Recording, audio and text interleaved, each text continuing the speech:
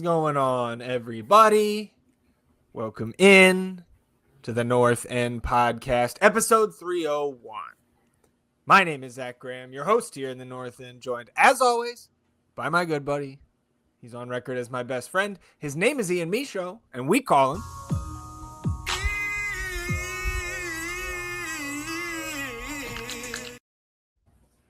E, sitting here on a Thursday. Typically, I'll ask you how you're doing. Sometimes we start with a listener question. I want to just ask you a host question today. Are we in hell?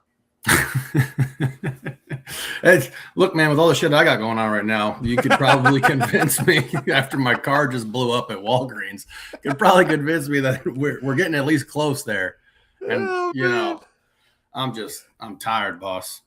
That's how I feel right now. And, we might not be definitely in hell, but this team sure is. They feel worse than us. And I know we feel shitty. No question. Yeah. Dude, your fucking car breaks down, which then I have extra time to start arguing with people on the internet, which is the best thing to be doing. Oh my God. Well, if you're here, you likely know that Austin FC got walloped 5-1 in certain categories, historic fashion last night at the hands of the first place San Jose Earthquakes. So we will recap that debacle. Plenty of discussion around last night's result. We will also preview the first Copa Tejas match of the season. Couldn't come at a better time, for Houston to come to town. We will also check in on the Boy Factory and close it out with the nonsense. But before we get into the rest of episode 301, just want to remind you, as we always do, you can support the show financially for free just by downloading the audio versions of our episodes wherever you get your podcasts. So toggle on auto downloads, Apple Pod, Spotify, wherever you're getting those podcasts. You toggle on auto downloads. That'll support the North End going forward. You won't have to think about it again. You can go the extra mile, rate and review the show wherever you get your podcast. If you're watching on the YouTube channel, hit that subscribe button. It does help us grow the show, and you can hit the notification bell to know when a live stream pops up or a new episode goes live. And of course, here on episode 301, hit the thumbs up, like the video, help us battle the YouTube algorithm overlords, and maybe keep us on life support here in the North End. Atone for your sins. Wash yourselves clean in the waters of the North End. So coming into, I guess we should back all the way up to Sunday, rather. All these games, midweek, weekend, midweek. I'm getting all kinds of messed up with the days of the week here. On Sunday's episode, we previewed this match. And of course, about 17 minutes after we finished recording, we checked the score of San Jose at LAFC. 4-1 San Jose.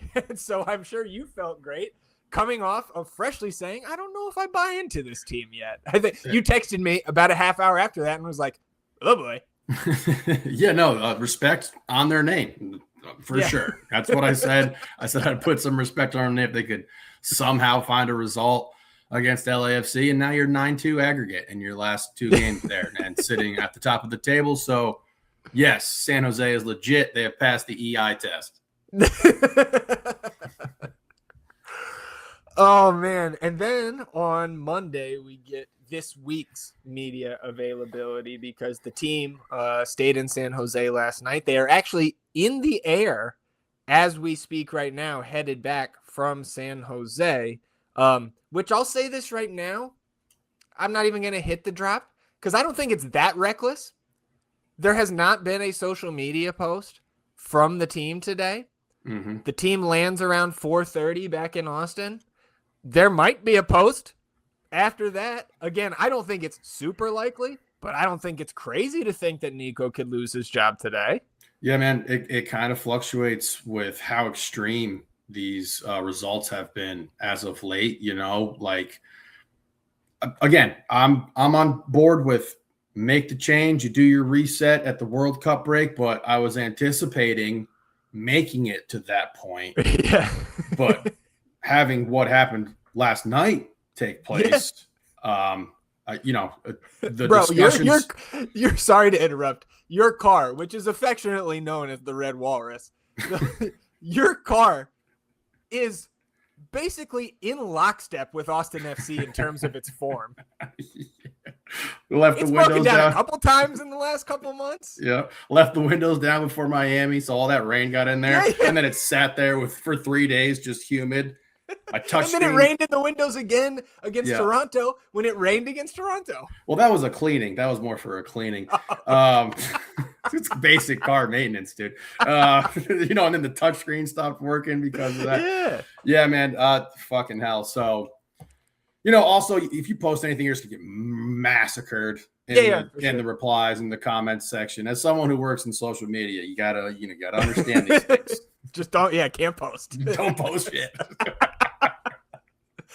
So, I guess technically, towards the end of this episode, maybe that post comes through and then we would stop the episode and just fire up a live stream. Again, I don't think that's going to happen. So let's go ahead and get into this one. And where I was before we got off on that lovely tangent, what I was getting at was the media availability on Monday, where the most perplexing thing to me coming out of that was Nico Estevez seemingly not knowing when Brandon Vasquez's doctor's appointment, which, like, I don't believe that for a second. No. I don't understand the misdirection towards us, because the only people who give two shits about this doctor's appointment outside of the people in that building are the fans of Austin.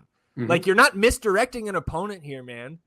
You're not. So and we did in the post-match presser last night, Nico did say it's still not 100% E, but he said it's Monday or Tuesday of next week. So no Brandon Vasquez this weekend against Houston. Are we selling him too? Like, is that, fuck. You know what I mean? Like, good Lord. And like, the results are the results, right? But like having this injury stuff that has just been impossible to decipher. And I think you'd have to be a fool to not think that there's, I don't want to say blatant lies coming out, but like, clearly this is not how this should have gone. And like, people are upset about it. You're being strung along. Yes, exactly. Yes. And we're not getting concrete answers. And like, I think someone threw up a poll in the Discord that was like, are we going to see Owen versus Houston? We're going to see BV versus Houston. We're going to see both of them versus Houston. Or we're going to see neither of them versus Houston. And I said neither, because I have to see it. I have to see some proof again with like Dessler, like proof of life with Owen Wolf at some point. Yeah. Well, we also got on the injury report Tuesday afternoon, not just the out confirmations, of course, of Vasquez, Owen, and Danny, of course. Like, Danny, not injured.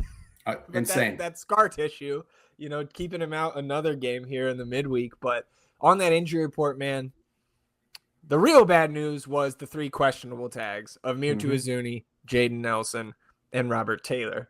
Now, my read on those three guys, is that they rotated this match, not necessarily punting it in the full sense of that term, but like, this was a match where I read it as those guys are getting some rest right now because you have to win at home on Saturday. And like, to me, like, we'll get into this later, but you have to win the next two games and like maybe beyond. But I think it's inexcusable to not get 6 points at home. And again, think that you're going to be anywhere above 11th or 12th by the time we get to the World Cup break, because these games have come so fast in the last few weeks where you're now running out of fixtures until the World Cup. I think there's 6 games left. Mm-hmm. So you can get a maximum of only 18 points from these games. And are we winning 6 games in a row? Yeah. I mean, I'm looking at Mirtu right now, right?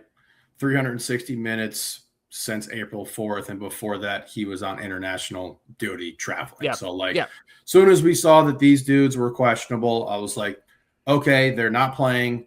It's definitely rest. We're going for it Saturday.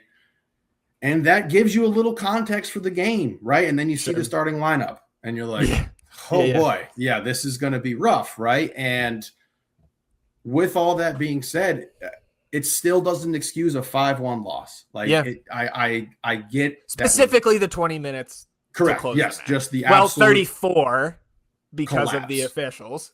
Yeah, we'll get into that. But just that type of collapse, man, is just that signals, like we talked about last week, a locker room loss. Guys, you're not buying it at this point. You lost focus, and that's putting it nicely.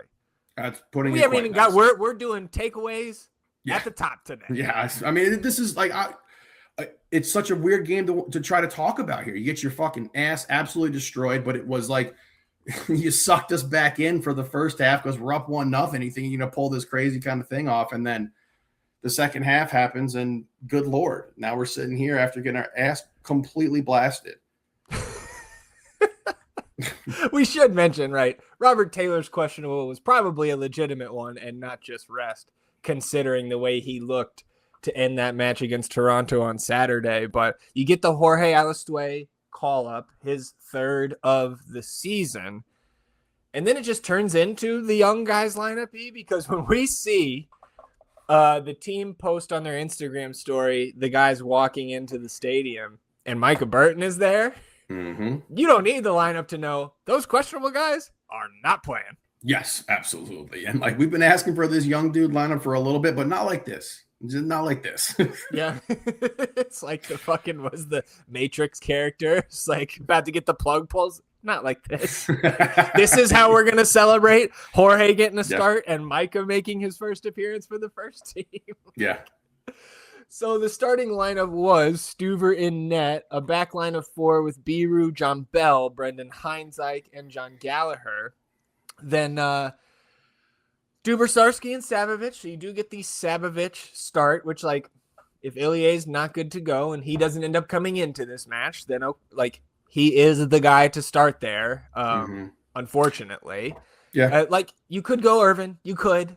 But it's considering you have to start Jorge, putting in 2/3 of what is essentially an Austin FC2 midfield is probably not setting these guys up for success. Not that you did anyways, but I think with the guys you decided to make available here, and I guess knock on wood that Azuni and Nelson are actually just resting and not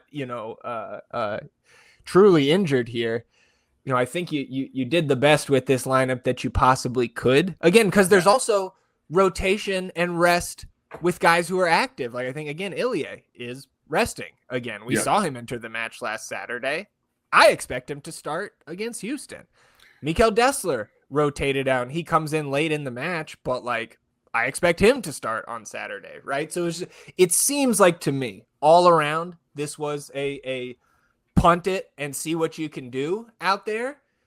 But again, like you said, there's no excuse for the final result of this one. Yeah, and it would have been way better to do that with the old house money, where it's like, hey, we've been playing well. You know what I mean? We're not third from last in the table. We don't desperately need a win because we've only won one fucking game all season long. And then with that context, you look at the game and be like, okay, I get it. But like with where we're sitting, how this has been going, how it's been looking, the departure from Open Cup, the turmoil, doing it now, you know what I mean? You're just kind of just throwing yourself into the lion's den with this lineup. But again, I also understand there's nothing else to do. You know what I mean? As much as we hate seeing Sabo in the starting 11, who's going to play? Yeah. Yeah, and if Irvin Torres doesn't change this game as much as Sabo shit on everything. If it's not like Nico, like, oh, you made the wrong choice. Irvin Torres starts, get a result here. Like that's not the. It's not a shot at Irvin. It's just the reality. Yeah, no, it's just the reality. It just is what it is. Yeah, and you would feel again. I think you would feel great about this approach if you don't give up the late goal down a man against Toronto. You pull off 3 points from there. Then you have, like, again, it would be in jest for the most part, but that is a little bit of house money in the context of this week to get 3 points at Toronto where we didn't expect it. And then you rotate midweek and then you go, full bore at Houston. But I don't know, man. Let's get into this. And before we do, we have a listener question from Trevor, and I wanted to talk about this before the match because Trevor asked this in the Discord before the match. He said, I'm sending this question before the game because I think it's worth discussion, even if he sucks tonight. And he did not, in my opinion. If Jorge Alistue is good enough to start on the road against a team tied for first in the Shield race, why isn't he good enough to be signed to the first team roster? Trevor said senior, but it would be supplemental. So first team roster, right? Even considering the international slot. If the club thinks he's that good, he could have been helping the team the whole time, in my opinion. I agree with this. I still have my own personal like roster build holdup of giving a guy like, it's not about Jorge. Exactly. It's about the role that person plays and how valuable the international slots are. But to Trevor's point, like we know that 2 international slots are coming back to us in the summer window. Mm-hmm. So the one that is currently vacant is our 3rd international slot for the summer window. So to me, I guess there's a couple explanations. One, I don't believe Roto has ever signed a guy to a supplemental slot from that second team area without first exhausting the 4 call-ups that you get with the short-term loan agreements. So I think we probably see that if we have to use Jorge again. And like you hope the injury report's getting better by St. Louis next week. So you hope you never have to use that. Mm-hmm. But then, on the other hand, it's like, is Roto going to use all 3 international slots this coming window? And like, then at the same time, if Roto was asked that question and was so generous to give us an answer and to entertain something like that, like I could be convinced by a conversation about the GAM that you could get from selling one of those slots for the second half of the season might be more valuable overall going forward to the roster build than adding Jorge and using that international slot. But I don't think Trevor's off base here. Like, I certainly don't disagree with the idea that he's bringing up that we should have already just signed Jorge to the first team. It's just like, I get like, we don't have to yet. So I think that's the reason we haven't. I'm not sure the answer on if we're going to actually use that slot at any point, international slot rather, on Jorge. Yeah. I mean, it's just the green card hurdle, with him and the way he fits into the roster. I think the biggest positive from last night is that it did look like he belonged. You know what I mean? And like, if I'm Nico, right, and I'm just trying to find anything, lightning in some sort of bottle to like, because I'm on the chopping block here, I mean, is it a big roll of the dice to be like, hey, I'm going to put my faith in Jorge Alistue? I think they're Alistue. Oh, okay. Well, we're getting a lot of different pronunciations of that. There's a lot that go around the fan base. If you listen to him say it himself, I'm not saying I'm perfect at reciting the way he puts the inflection on it, but Alistue is the way he says it.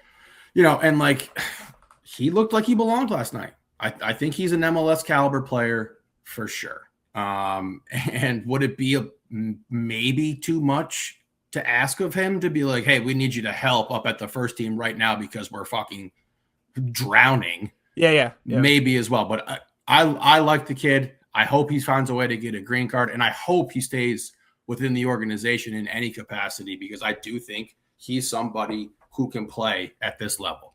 You can tell. Yeah, you can tell he's a kid, and I know he's not the youngest guy, like prospect out there, right? But you can tell from the training he received in the Barcelona academy that this kid, like, he knows how to play, so to speak. Right. And he wasn't afraid. He was not afraid of any. No. He was one of the more vocal guys last night. And that's what while we're talking about him, man, I was maybe the most impressed with what I interpreted as his leadership qualities and skills on display out there. It's not just the one play like we'll talk about when he drives forward on the break 50 yards with the ball at his feet, something that you don't see a lot of Austin FC players do. When they get the chance to take space like that. But from the goal that Joe scores, who's the first person to him? It's Jorge. And he ran faster than everybody to get over there. It was not guaranteed that he was going to be the first guy there. He turns around, he's pumping guys up. There was one clearance on the defensive side of the ball in the first half where we made a good defensive play. He claps at the guys. Like, I saw him telling veteran players, making like visible arm motions at them, like where they're supposed to be, what they're supposed to be doing. And so, like, again, Jorge gets a green card. He better have a contract the next day, in my opinion, on that supplemental roster, because this is, to me, he's the type of guy that you should be using to fill those supplemental slots. It doesn't have to be all, old, respected veterans. It doesn't have to be all homegrown prospects, but some sort of balance in there. And I know he belongs in one of those roster slots. Again, if you get a green card, then there is no excuse. Absolutely. He needs to be on the team if he gets his green card. And I'm damn proud of him. I think this is a hard game to soak up as like your first ever start at the MLS level, but I think he squeezed as much as he could out of it, and he did his job ultimately, for this team and his role last night. So I'm super proud of the kid. And like I said, I do really want him to be a part of this organization going forward here. Well, we thank Trevor for the question, and let's go ahead and get into this one, and we'll just pick it up right off the rip. First minute, you've got the Quakes on the ball here off the first whistle. Timo Werner immediately gets freed down the left side with John Gallagher in pursuit, and Werner squares it to Shakiris near the penalty spot, and his shot gets blocked away by John Bell. But, I hollered at you because we were still kind of trying to get settled when this game started, and I just hollered at you, 36 seconds in, shot on target. And god damn, was that a theme on the night. Yep, and another theme on the night was Timo Werner blasting down that side and just belt to ass on that side of the field last night. And as good as Johnny's been last night, it was kind of surprising to see him struggle so much with Werner when we've seen him put guys like Bouanga in his pocket. But that was definitely a theme on the night. And then you kind of settled in a little bit. Yeah, well, second minute, I did note this hard foul by Duber-Sarski, tripped up Bo LaRue near midfield, and I think both of us, it seemed like a yellow, but the ref did show some restraint, and I would say that the Crew had consistency with that, but then that was shaken at times, and then on other occasions, I thought, well, maybe I would have liked Duber to get a yellow early, because then maybe you get a red for the fucking high boot on CJ's shoulder or abdomen there. Anyways, we'll fucking get there. But I thought it was notable early on that a foul is very much a cautionable offense, was not deemed one by the head ref. 9th minute, Austin, and really this carried on through the first half, I would say, is that Austin's pressing high at times, right? With some of those fresher legs that they've got in up top and youthful legs up there with CJ, Jorge, in the top areas of the defensive formation, especially on those back passes by San Jose. It seemed like that was a trigger to kind of push the press forward. And so here in the 9th minute, they are pressuring San Jose in their own third after a Quakes throw-in. Vieira tries to change the field and just kind of mishits this pass, so the ball just dies right where Joseph Rosales is running onto it. So about 26 yards out, Rosales picks this up, takes 2 touches with his left inside the 18, rips a shot that gets blocked by Danielle in net, but deflects and carries the ball up into the net for the early lead. And we will take a gift like that, and good on not Joe's best shot attempt of his career, but he got the ball into the net. Ultimately, that's what matters. And again, we will take that good fortune and the early lead. Absolutely. And I mean, just watching this ball die on that beautiful, beautiful pitch out there in San Jose, just who could have thunk it? You know what I mean? Who could have thought that would have happened? Yep. And look, man, I'm going to ask you a question a little later that I've been thinking about when I get your take on and everything. But personally, I do think that we've had some pretty unfortunate luck to start this season. And starts with the Minnesota game where you're down a man, you drop that one, blah, blah, blah.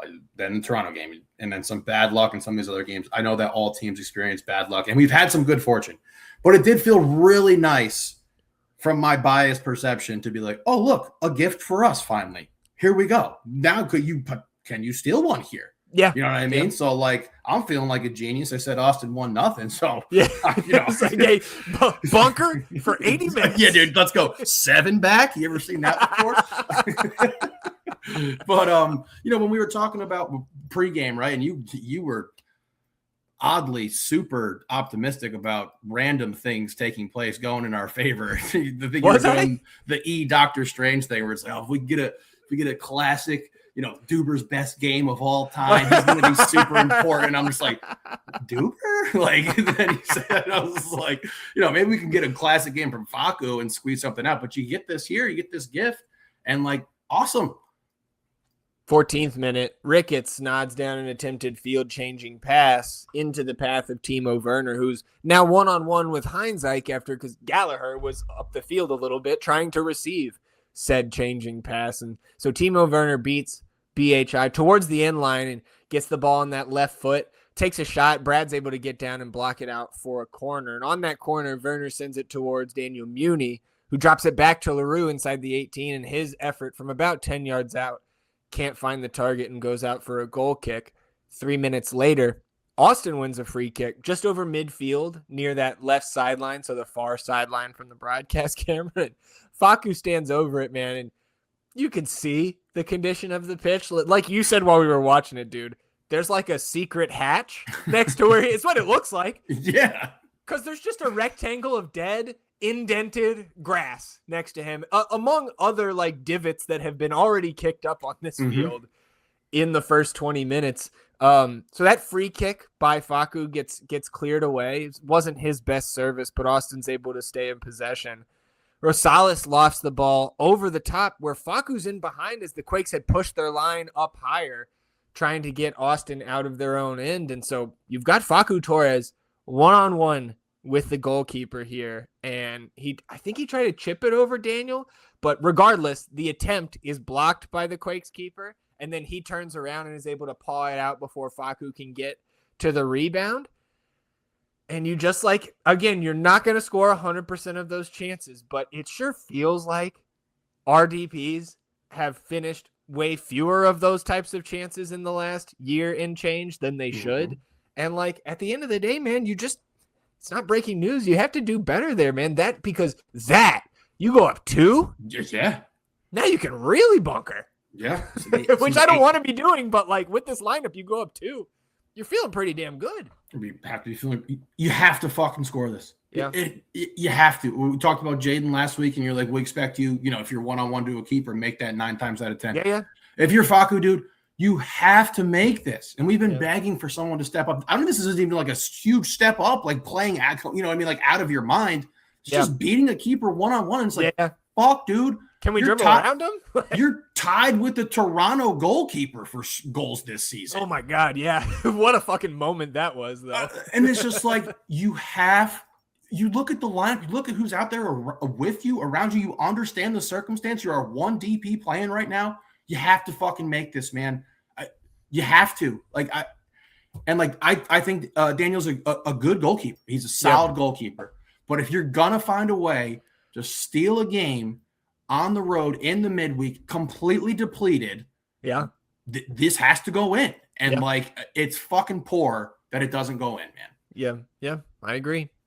In the next minute, Austin still on the front foot here. They cycle it all the way back to Stuver after a San Jose turnover on a counter-attacking chance. So Brad pings it up to Sabovic, who turns and finds Jorge checking back.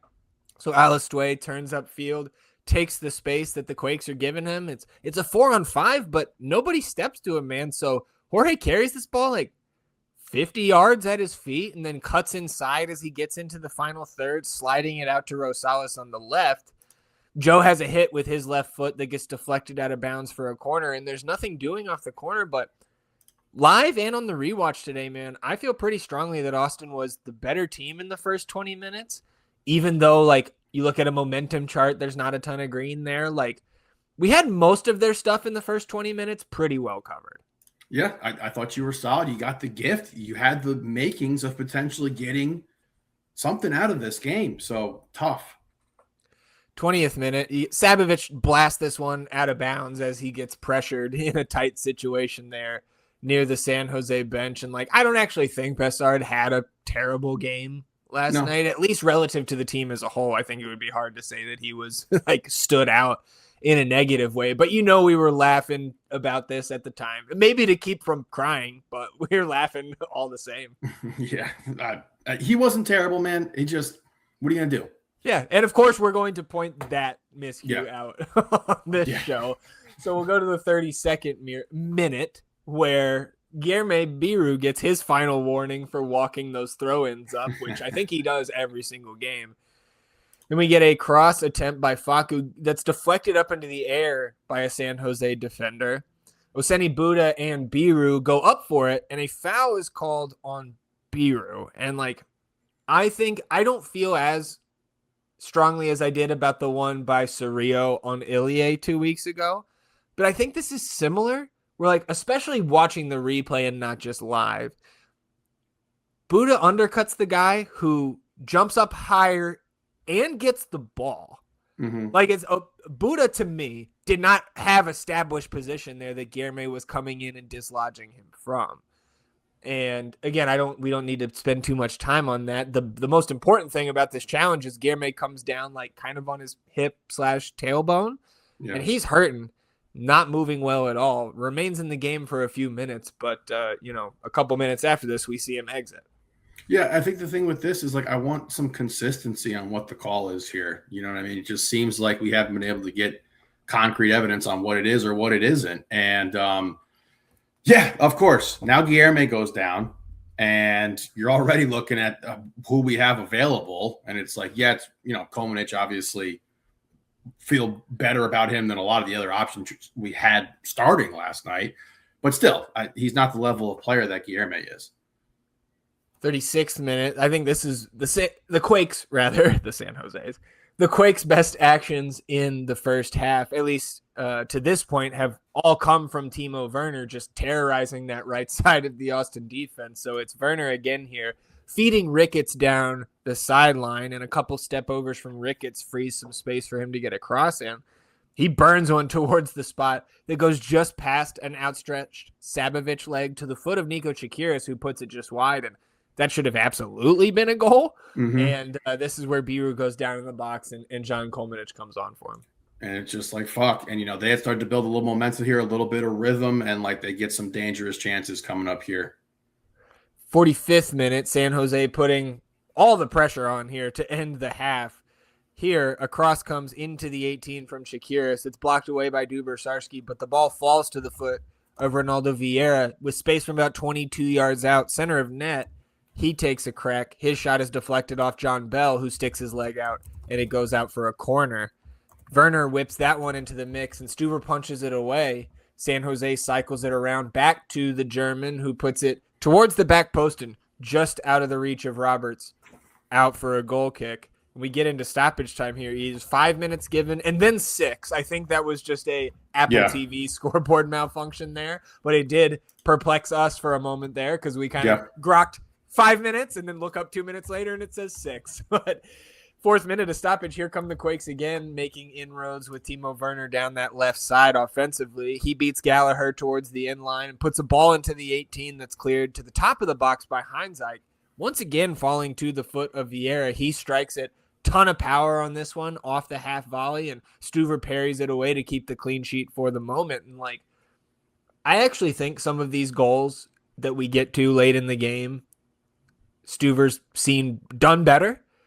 Overall, I think it was still a fine Stuver game because through all of this and the record-setting XG that you can see, he still technically beat the expected goals last night. Yeah, I mean, 16 shots on target, 37 total. This man was, he got a fucking workout in last night. And we're so upset about the 5 switching to a 6 because we had seen this momentum shift, and you're trying as hard as possible just to get to halftime. I think I might have been like, "Hey, we need a timeout or something." Yeah, I think you did. I think you called that in the set. You tried to. Yeah, it was after the second half. 17th goal in the second half. Yeah, we've got to stop this run. Yeah, fucking. Can I get a 20? Yeah, come on. So we're pleading to get out of this half, and this was just a sign of things to come. Starting with Werner, quality player, but we found ourselves too many times getting beat in one-on-one situations, and it's even more frustrating to watch because that's what we've been begging our offensive players to be able to do. Beat that one man, bang, bang. Now we got an advantage in the box. Let's see what happens. So that final minute of first half stoppage, Quakes are keeping the pressure on, and here they get a rare cross in from the right, though it is Timo Werner who drifts over there to put the ball in, and he floats it over Stuver. Or tries to float it over Stuver. Brad gets a paw to it. Quakes maintain possession, and Reed Roberts tries to put one back into the 18 that takes a friendly bounce for San Jose to Nico Chakiris in the center of the box, and he puts it just wide with the final kick of the half. Austin probably lucky to escape the first half without conceding, but you also should have had 2 goals. So, 1-0 at the half, I think I was feeling pretty good. Feel great. And like I said, it had all the makings of, oh shit, we might be able to do something here with this. We got the gift. We were able to hold on here. And then, but still, I mean, the signs were just there from the beginning too, with who you rolled out, Guilherme getting hurt, and then this kind of flurry here. I mean, I know they ended up with 37 shots, but in that first half, you got 13 shots, 5 on target. You know what I mean? So they definitely deserved a goal for sure. So coming out of the half, no changes for either team. We'll pick it up in the 48th where Oseni Buda creates some space for San Jose. And he pops a ball in the direction of Preston Judd near the back post. And Judd gets position on Gallagher and nods it on frame where Brad Stuver lays out full stretch and paws it away. That, again, if it's not Brad in goal, that's probably a goal. I mean, I know there are other very, very good keepers in this league, but I don't know, man. The dipshit out there who was saying that Michael Collodi was going to be goalkeeper of the year and Brad Stuver had fallen off, shut the fuck up, man. Yeah, dude. We got a lot more important stuff going on than to deal with that shit. Well, we'll talk more about Matt Doyle later. Is that who said it? Yes. Oh, you got to stay off the internet, man. Can't believe I left you unattended. That's what I'm saying. It's your fault, dude. I blame the car. Oh, the Red Walrus. Survive. Rest in peace. 51st minute, San Jose takes a free kick quickly, just inside their own half, which springs Timo Werner again, this time in on Heinz Eich. And Werner just drags this ball across the top of the box, and Brendan can't keep up with him. And this is a damn near open shot from 17 yards that Stuver's able to push away for a corner. But again, you're taking on water here and probably expecting a goal at this point. 3 minutes later in the 54th, you've got Austin probing down the left side of the San Jose final third. And they earn a throw, gets taken by Kolmanich. He tosses it in the direction of CJ, who I believe was being marked by Muni at the time, and CJ's able to knock this up into the air. So he whips around to chase that ball himself. Reed Roberts, the other center back, comes over to challenge CJ for the ball and puts in a high, dangerous challenge, man, with his boots that, watching it live, I yelled red card, and I don't have a different opinion after watching the replay, and there's multiple Austin guys that are clearly arguing the same right when the foul happens. And, I also think that one of the more telling body language aspects of this sequence is when the broadcast cuts to Daniel Muni, and he has a 1,000-yard stare. That is a red card. Yep. And I know there were other fouls last night around MLS that were almost equally, if not maybe more egregious and not ejections. But I would love somebody to explain to me who knows better why this was not a red card. Because just in my experience, man, you put your boots up into somebody's abdomen, up almost under their armpit, I don't know what's a red card if that's not one. Guilherme losing his balance and again, just I know, and not all games, red cards, officials, it's not all 1-to-1. But and again, I'm not trying to use this as an excuse for why you'll say something about the goal that's disallowed coming up where I'm not saying it changes the result given how this team crumbled at the end, but it changes the game if they lose a fucking guy up 1-0 or down 1-0 rather, the Quakes at this point. I'm confused as to why this was not a sending off here. I mean, it's as dangerous as it gets. You know what I mean? This ball's in the air too. What if CJ's trying to move his head to get, you know what I mean? And it's there's just a fucking, anytime you go up with the cleats, with the studs up like that, and then CJ's showing his, clearly has some sort of wound on the side of his body. He's showing the ref what at the very least he's got stud marks there. And it looked like that ref from how he was officiating that game was really trying hard not to be as involved as someone like a Drew Fisher. You know what I mean? He's coming up on play. Also, officials know the history between these two teams. Even if it's not the same players that were trying to roll each other off the pitch 5 years ago, this is a heated head-to-head rivalry historically, and dating back to last year when Dessler put a hole in Espinosa's leg, dude. Yep, for sure. And they definitely remember that Open Cup, getting sent out because they were pissed after that game for sure. And new faces for sure, but they have a lot of guys that were there. It's a red card. I don't know what else to say. I just don't know what else to say. It's a fucking red. Yeah. Well, it's Sabovic who ends up taking this free kick, which was in a pretty dangerous area. And like he plays a 1-2 at the top of the 18, first to Rosales. Joe hits it back to him, and you get a shot from Bessard, but his shot's blocked away fairly easily. And like we were laughing in the moment because it's like Nico Bosch going so deep in the bag. Nobody expected that one. Yeah, dude. Shot. I mean, too cute here for me, man. Like, I know. Again, like we can't complain. We can't. Come on. I'm gonna complain. Nico Bosch, the best thing we got going right now. I agree. I'm not infallible, but like, I mean, I know, but he's trying things. What percentage of our goals have come off set pieces this season? You know what I mean? And like, there's 2/3 of them. At least there's just no way Sabo's doing anything with this that's gonna lead to a goal. There's just no way. Sure. So I mean, he certainly hasn't provided us with anything to push back on that. Yeah. So I disagree with it. I think you should have whipped one in here. I know the commentator, is getting in on this a little later because we have a couple of these where we go short with it. And I'm fine with going short with these and then trying to change up the angle a little bit. Just, you can't, this is like drawing up a 3 for Shaq.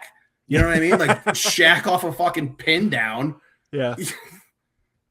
57th minute, Buddha really working his way into the game here in the early parts of the second half. And he beats Rosales towards the end line in this moment, sending a ball towards the near post where Jasinski, the young right back, has underlapped him. So Jasinski heads it right off the post, and Duber's able to clear it out before another San Jose player can follow it up, but clears it for a corner. So Chakiris puts that corner right into the middle of the 6, where Jasinski himself rises up over BHI to nod it home to equalize, and clean goal. I mean, you got beat. Yep, you got beat there. 61st minute, things really starting to get dicey at the back here. Timo Werner again floats over to the right side of the 18. He puts a ball in towards Judd, and Judd loses his footing, but that ball squirts right to Bolaru, who's alone in front of net, and he somehow puts this off the post. I think if he tried to put it off the post again, he's more likely to put it in the net. So it goes back out into the field of play, and we're screaming for subs in this moment. And 5 minutes later, CJ wins a free kick. He stays down, which allows the subs to come in, which is Christian Ramirez and Mikael Dessler for CJ and Jorge. So you push Gally up to the wing and Facu more centrally here. Off the restart, Facu lost it over everyone down the right where John Gallagher just came on, or just got pushed up, rather. He gets to it right before it goes over the end line, popping the ball up into the air in the direction of Christian Ramirez, who did just come on, and Ramirez nods it into the side netting. He was calling for a corner there, no dice. But like, at least that was, you get these two guys on who, like, you would think if you weren't rotating, that you probably get starts out of those guys with Mirtu out and just Dessler being Dessler, and a little bit of life there, but it was short-lived. Yeah, for sure. And as soon as Ilya doesn't come in here, he's not playing. That was my takeaway from that. I don't think it was ever part of the game plan to play him. If he doesn't come in, because it's 1-1. And also at some point in time, even before the goal, you see a couple guys sucking wind a little bit here. Yeah. Maybe you want to get more defensive, rotate, Jorge out and try to get a little bit creative. I'm not entirely sure, but just to signal how dire the roster is in terms of injuries, Ilya was not coming into this game. They're starting to build some stuff here, and in the past where we've seen, whether it's an iteration of Nico trying to bunker or Josh trying to bunker, you at least had a little bit of hold-up play coming out from that midfield, progressing to a Giassi, to a BV. And I don't think CJ did it terrible in that role last night. He drew a couple fouls like that, and I thought he was being physical with himself, with opponents, and I thought he did pretty decent at that. But the balls being delivered to him were just unable to alleviate the pressure. I looked at the stats right there. It was 46 clearances last night. So it was just dire. We got to get the fucking ball out of here. And you don't even get a breather because they're immediately back on you. And that is just a lot to take on. And you start to see the signs of things cracking here. Yeah. And, obviously with the flurry that's about to happen, that's an easy takeaway, but it was building. Yeah, well, and you see the differences too. I think like I don't think CJ did bad for my level of expectation for him, but you see the differences in that physicality from a veteran like Zardes or a guy like Vasquez, right? And his energy level and his work rate last night were fucking through the roof and fucking fantastic. I and agree. It's like I just keep getting brought back to the Mirtu's playing hard thing, and like he's obviously not in this game. CJ plays his fucking ass off all the time, every time he's on the pitch, man. It's fucking 10 minutes or it's whatever he got last night. He plays his ass off. So I salute him for that. 68th minute here, yellow card to Jasinski for a foul on Rosales, and off that free kick from just over midfield, Facu slides it to Kolmanic, a little bit of a short pass there because Jean is more central, about 10 yards over the midline, and Jean lofts it towards a trio of Austin players on the right side of the 18 who are making runs in behind the San Jose back line, and that ball falls to the foot of John Gallagher, who taps it to Brendan Heinzike, and BHI rolls it home, and the whistle blows. And, dude, I'm still confused as to why the whistle blows here. They said offside is the call on the broadcast. The flag is clearly not up watching it live or on the replay. On the replay, you see the head official blow for a foul. I don't see one. I see a Quakes defender who falls down as he runs into Brendan Heinzike. Heinzike has, for lack of a better term, the right of way here. Yeah. You can't just run into the back of one of our players who is running the same direction, and that's a foul. Yellow card gets shown to the Austin bench in the aftermath of this. You can hear and then see Nico say, "No one touched him. Look at the fucking VAR." Yeah. And he's 100% right here, dude. Like, right. I'm going to gripe with some things that he says after the match, but, like, he's got a point. And this should have been a goal, man. Yeah, this absolutely is a goal. I mean, it is a goal. This is not a fucking foul. Yeah. BHI is ahead of this dude. Yeah. He is past his body. And I mean, we're watching it together last night and trying to figure out what the fuck happened. Yeah. And then I was finally able to watch the rewatch last night at like 1:30 in the morning or some point in time where I was just specifically looking for this play. And I'm trying to figure out what the fuck happens. I'm initially looking at the lines judge to see if he does, did we miss it? You know what I mean? Did something happen? Clearly does not signal the offsides. So I'm watching it back 4 or 5 times, and Brandon's arm doesn't come up. He doesn't alternate the way his route is running to put a shoulder into this dude. The guy just fucking falls down on his own. Yeah. And we get a goal disallowed. And okay, yes, again, you are what your record says you are. You are what the score line was last night. But you can't lose 5-1 if you're up 2-1. You know what I mean? Like, does this mean you win this game? No, it doesn't guarantee it. But would have been at least 5-2. Yeah, exactly. Yeah, it would have looked a little better, but like, I mean, it's just preposterous, man. And the way that this dude was letting shit go all night, and then we have some super physical stuff happen. We let a headbutt go last night, and we called this. Yeah. So, like, again, this isn't on the ref. You all just suck. You're fucking bad at your job, and like, I don't know what else to say at this point in time, and I don't want to keep piling on them because they're not the full reason we're sitting on one win this entire season. Right. But Jesus Christ, man. Like, they're the reason we don't have 2 goals last night. Yeah. 70th minute, yellow card to Rosales for a foul on Vieira on the near sideline. Vieira grabbed the ball before the whistle to force the call. I fucking hate when refs buy into that. Like, if you haven't blown your whistle yet, man, it's a fucking handball. Like, I'm not calling that for this necessarily in this instance, but, like, just in general. But then Vieira gets up. It looked like he fakes that Rosales stepped on his hand. Yeah, I thought he did because he gets up and he's fine after that, right? Yeah, exactly. If you got stepped on with the fucking acts like he got stepped on. He starts going like this. Yeah, and then he gets right up and he doesn't go back to his hand at all. No. So, like, I agree. We hadn't talked about that. I agree. I don't think he got stepped on. But he gets up and bumps heads with Joe, and, like, Rosales goes down in a heap, makes a meal of this. For sure. Not a red to me because it was less a headbutt and more of just like, I'm getting in your face, and they came together. But it's a definite yellow, right? Like, yeah, the second guy usually maybe sometimes the only one that gets penalized, but like, you definitely get penalized for retaliation, and there was nothing here. And if you're a good ref, you understand the context of the game. If we're going to give the dude an excuse for earlier understanding what this rivalry means to these two fucking teams, then you need to shut this shit down right now. Where it's just like, no, we're not. No, this is not happening. And I don't think it was a red. It wasn't a full-on Zidane kind of just like blast. It's one of those like we're forehead to forehead and I push you. You know what I mean? As someone who's headbutted a person before, I know, when you're trying to really fucking do some damage, you're not just pushing. But like, if you're going to get control of the game here, for him to fake that he gets stepped on, like, fuck. I thought those dudes were battling. I thought it was a good battle. And I do think it was a foul on Joe. Yeah. But come on. 76th minute, Marie in for Jasinski. And here Timo Werner has the ball far sideline to the broadcast camera and lifts it over a scrum towards Ricketts, who's running into the 18 on that right side. As the ball bounces, Duber Sarski mistimes the hell out of a clearance attempt. So he goes down. Ricketts gets upended. Penalty is given.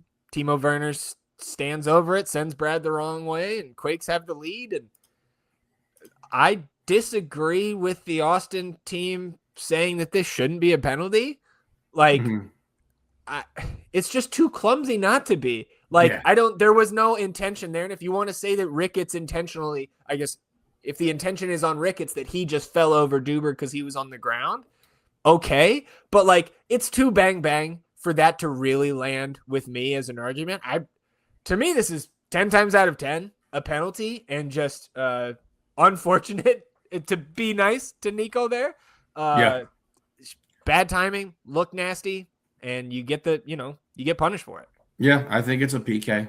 I do. I think it's a foul. I think it interrupted the way Ricketts was moving here, and it's just good.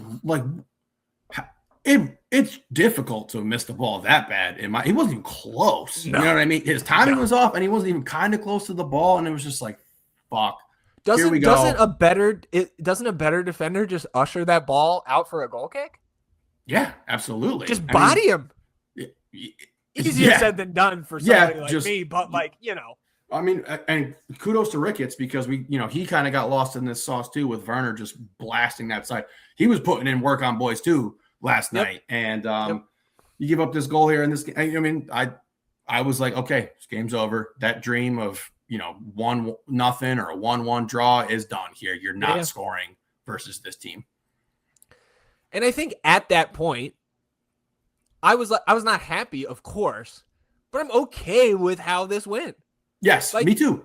Yes, you were the biggest dogs on the slate yesterday. As you should have been. Yes. Yeah. In 83rd minute, Harks comes in for LaRue. San Jose begins a build-up from Daniel out of the back to Ricketts on the left. He gives it to Timo Werner still inside their own half, and the German picks out Marie with a lovely changing ball left to right. Bounces twice just inside the right edge of the Austin penalty area, and as Marie catches up to it, he one times a pass centrally for Judd, who had gotten in behind Heinzike, and Judd taps it home. And I think what I said when this ball went in the net is I said, what a goal. Yeah. And it's all falling apart now for Austin. Yeah, the wheels are coming off for sure. You left your windows down during a rainstorm. All of that is happening. It's a beautiful goal. You know what I mean? And from all of the evidence, this team is one of the best teams in the league right now. They're humming that way. Yep, they're absolutely fucking humming. And this was a beautiful display of what a good goal should look like. And then this Marie dude comes in, has 3 assists in fucking 18 minutes or some nonsense. Good Lord. Yeah, man. I think saw that Quakes have won 8 of their first 9, which they're the first MLS team in the post-shootout era to win 8 of their first 9 games, which I was kind of surprised by. But, I mean, that's just to put in to full context the hot start that this team is on. And it's not just depleted Austin FC that they're beating the shit out of. We talked about it on the preview. 85th minute, I had this in my notes, so I left it in E because I said somewhere in here is the 4th goal. Because for about 6 minutes I was despondent, so I did not have live notes going. But it is a long ball here from Paul Marie near his own 18-yard box over everybody and in the direction of John Bell, who catches up to it, but before he can even get a touch to it, Oseni Buddha sprints past him, takes it off him, and before John can possess the ball. And now Buda's in on Stuver. He bends it around Brad for the fourth goal. And this is on John Bell, right? Is there any other explanation? I am very confused as to how this happened with him. In the moment, I was like, is he not ahead of him? Is he not the first to the ball here? And I don't know if it's just Buda just being that much faster than John Bell. John Bell definitely not one of the slower players on our team with this. So like I was super confused and I just felt bad. I felt so bad for Stuver here. This goes in behind him and he just kind of fucking, drops, his head drops and everything. And the route is officially on.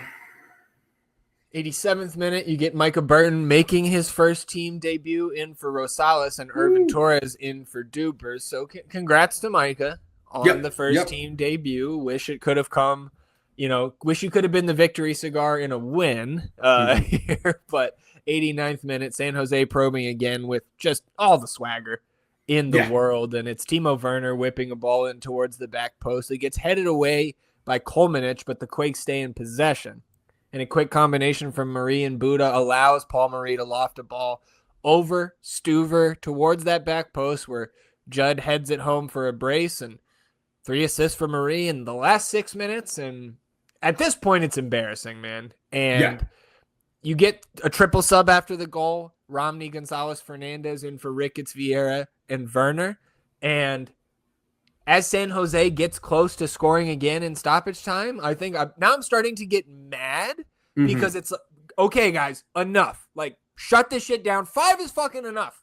Yeah. Okay. And I'm yelling at our guys, not San Jose. Of course, keep fucking trying to beat the shit out of us. Like, absolutely. Why shouldn't you? Absolutely, man. I was just the human victory cigar. He was the human black and mild of sorrow. Fuck. Yeah, man, you're getting embarrassed at this point. And like that's why this game was so fucked because again, right, when we're down 2-1 or 3-1, I'm like, okay, this was clearly we're punting this game. We're going for it Saturday. I get it. You lost 3-1 to a very, very good team. Can you hang your head? Probably because of where you're sitting, everything else that's going on this season, but it wasn't full on, oh, fuck, we're getting absolutely massacred right now, and it could have been more.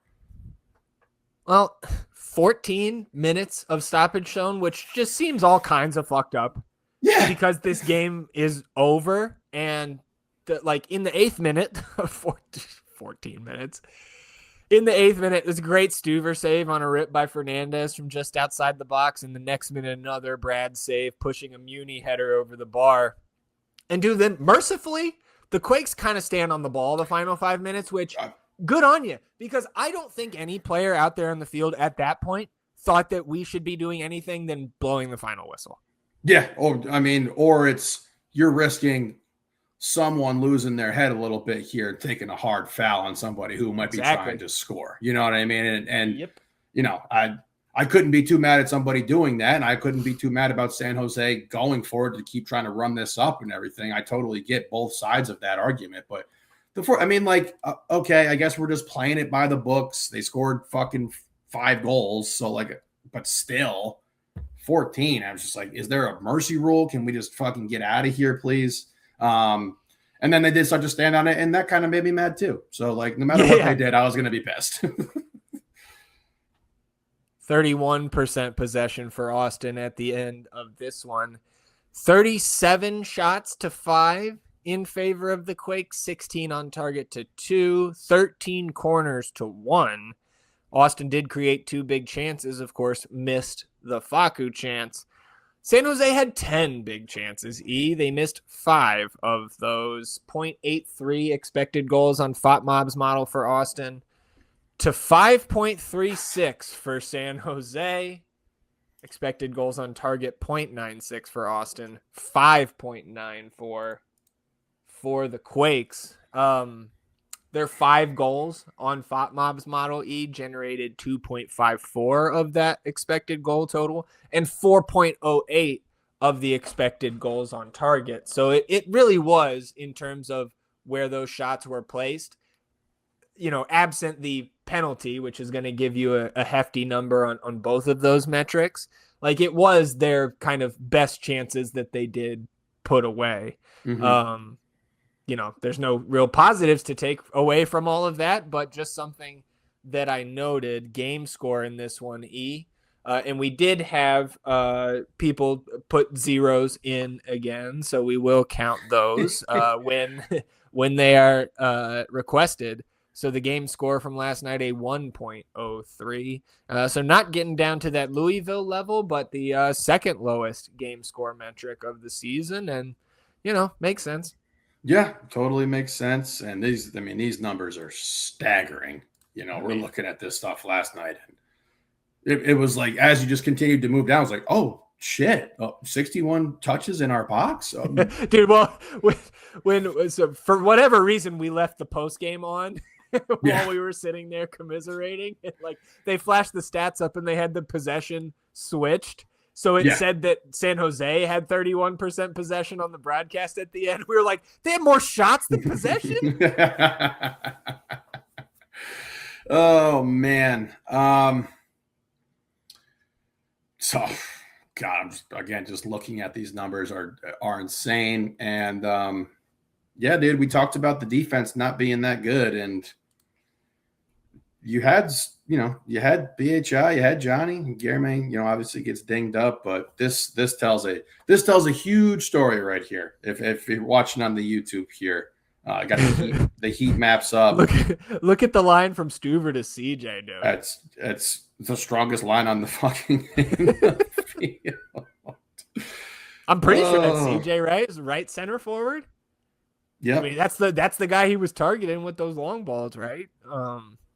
Facu got a couple too. Tried to launch a couple to Facu. I mean, I remember a couple times where it was still in play, where it was like 1-1, I believe, or we were maybe it was 2-1, and Stuver's, Facu's taking off, and I'm just like, don't do that right now. You know what I mean? We kind of want to use a little clock here, but when there's no play. There's no build-up play out of the midfield. That's what it's going to fucking look like. You're just skipping the entire team and trying to blast it up. Well, and we were very one-sided. You saw it from the passing chart, and you see it here on those passes into and in the final third. Very left-sided last night, and unsurprising that the Quakes had a higher line. We had a lower line than normal in this one.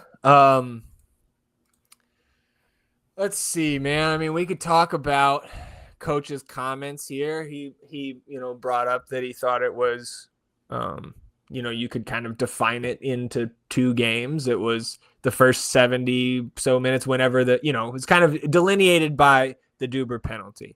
Mm-hmm. And I don't disagree, man. Like, I think you played a fine game. You were you taking on water? Sure. Mm-hmm. But how many times have we done that under both coaching staffs we've had historically here, where like you go on the road, you're shorthanded, you're rotated, and you try to grit and grind something out. And for 70 minutes, they were fine. And then the final 20 was maybe the most embarrassing. Like, if it wasn't for the fact that we did not have so many of the key players from the full roster build available in this moment or on the field in this moment, then I think it would definitively be the worst 20 minutes. Yeah. Of soccer, like collectively, like, you could go back and probably say any of the goals Violette scored on us would be up there, but I don't know, man, the 4 goals in 12 minutes or whatever it was. It was 3 and 6. Yeah. 78 to 85. What? No. Oh, no, 78 to 89. Sorry. So 11. I'm still 11. Yeah. Yeah. I mean. Yeah. No, I mean. And still, man, it's like even if you're down guys and guys aren't ready, this level of destruction just can't happen. And, I just got one win. We're sitting there talking about it last night. It's like we've played the new victory song once since January, and that fucking blows. Yeah. Yeah. Well, and Nico was, I think, rightfully upset, in my opinion, about the disallowed goal. It's just like, that was a legal goal. I agree. And then, like I mentioned, he was also saying that the Duber-Sarski pen should not have been called. I disagree with that. Okay.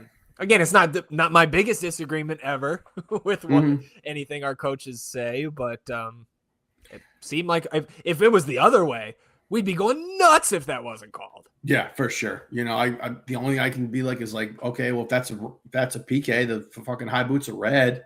Yeah. Well, You know what I mean? I Like think that too. if you're trying to not, make your imprint on the game as a referee and change the dynamics of what this game is going to look like, then maybe, but yeah.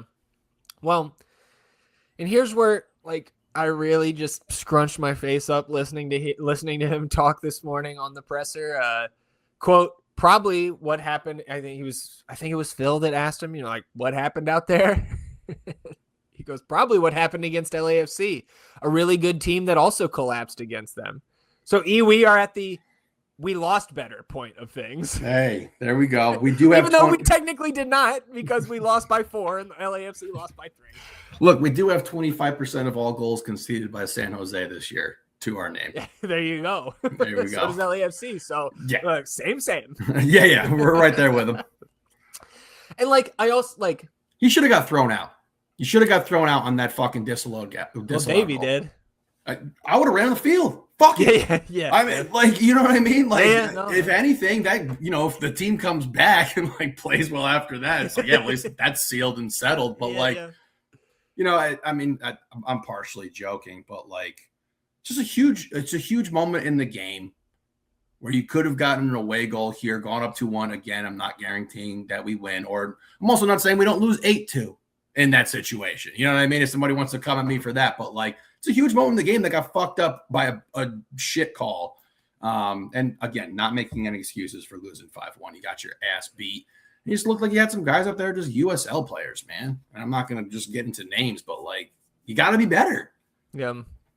Well, and there's nothing Nico can really say that for sure. We as fans wouldn't tear him down for. Yep, absolutely. That's why, But you put yourself in this position. Yep. And, if you want to take it back to the dudes too, man, you have to score that, Facu. You have to. It has to happen. It has to go in the back of the net. Brad Stuver was the player available last night in not Damien? Press conference. I was gonna you beat me to it. I was gonna say I'm glad it wasn't Micah. Put Micah on the graphic. Jorge. Put Micah on the graphic, the 5-1 graphic. Yeah, that's what I thought. I think I said to you because the team posts the 5-1 graphic right at the final whistle, and they put CJ on it. I was like, that's fucked up. Yeah, it's so fucked. You don't put a player on that. Yeah, no, yeah. Put a picture of the field. The secret hatch. So fucking Brad is asked, what do you say to the fans coming home for Houston on Saturday? He says there's nothing we can really say to the fans right now to make them come out and support us. Is one of those things where I understand their frustration. We're frustrated as well, and they spend their hard-earned money to come spend Saturdays with us at Q2 Stadium. If the product on the field isn't living up to expectations or they feel like it's not a good investment, I understand. But all I can tell them is that it hurts just as much for us. These results kill us. But we rely so much on our home fans to be the 12th man on our field, and I just hope that they support us when we're down. I know one of the chants is even louder when we're down, so hopefully that's a sticking point. Well, and you're going to have my enthusiasm against Houston on Saturday, but I'll rev that enthusiasm up on Saturday. Maybe I will. I'm not sure if I can say it. Can I do it? You will be missing your first Austin FC home match in over 2 years, I think, something like that. Maybe around 2 years. You went perfect last year, right in the MS 150 for a good cause there, E. So I guess congrats to you. Good luck on the ride. And I guess programming note, probably a late Sunday release. We'll see if you're still surviving then.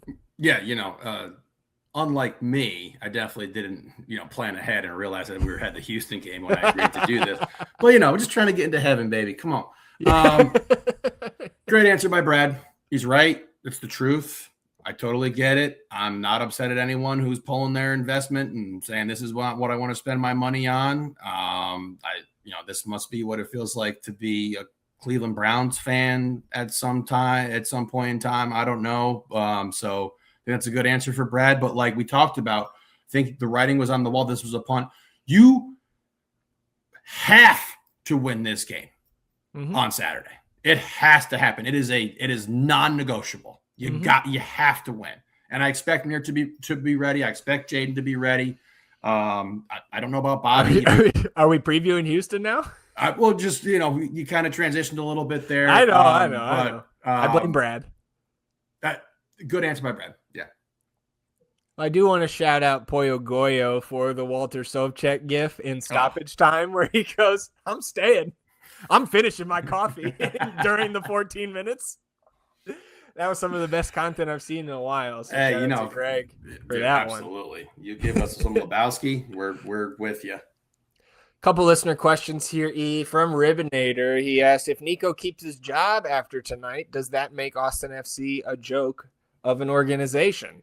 No. Yeah, no. I agree. I think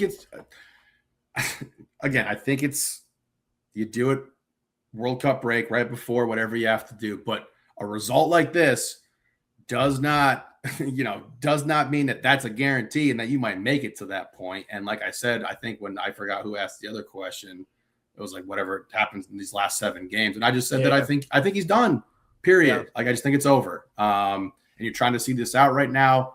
Does that have to be everyone's opinion about like whether it's, turning a team or an organization into a joke or not, because you're allowing someone to keep their job after this 5-1 performance. I can't disagree with you. Yeah, well, and I can't disagree with you. I said no, but like, not disagreeing, I guess, with the sentiment of like in multiple other places around the league, there would be a coaching change today. Mm-hmm. I mean, we got the Monterrey coach fired. We beat Monterrey. The dude was out the next fucking day. Yeah. Well, from Aries, he says, it seems that the team completely gave up after the penalty last night. Do you guys think Nico can really keep the locker room together despite only having 1 win since last year? It feels like last night was the first sign that things are not as hunky-dory as Nico makes it seem during press conferences. I mean, I don't think anything is hunky-dory when you have 1 win from 10 matches across all competitions. I don't think anybody in that locker room is having a good time right now. Again, I don't think that he's lost the locker room, but I also don't take John Gallagher or Brad Stuver saying, I believe in Nico, as them speaking for all 20 plus players in the locker room. Anything else for you on that one? Hit me with it again. He said, do you guys think Nico can really keep the locker room together despite having only 1 win since last year? It feels like last night's game was the first sign that things are not as hunky-dory as Nico makes it seem during his press conferences. Yeah. I also don't, I know I asked you for your answer. I also don't think Nico has been making it seem like it's sunshines and rainbows. Yeah. That's not the vibe I get from him. Yeah, for sure. We talked about it last week. I think you're on the cusp of losing more and more people and more sentiment of guys who have probably not said anything and come out. But like, we've seen dudes be frustrated with how this has looked before.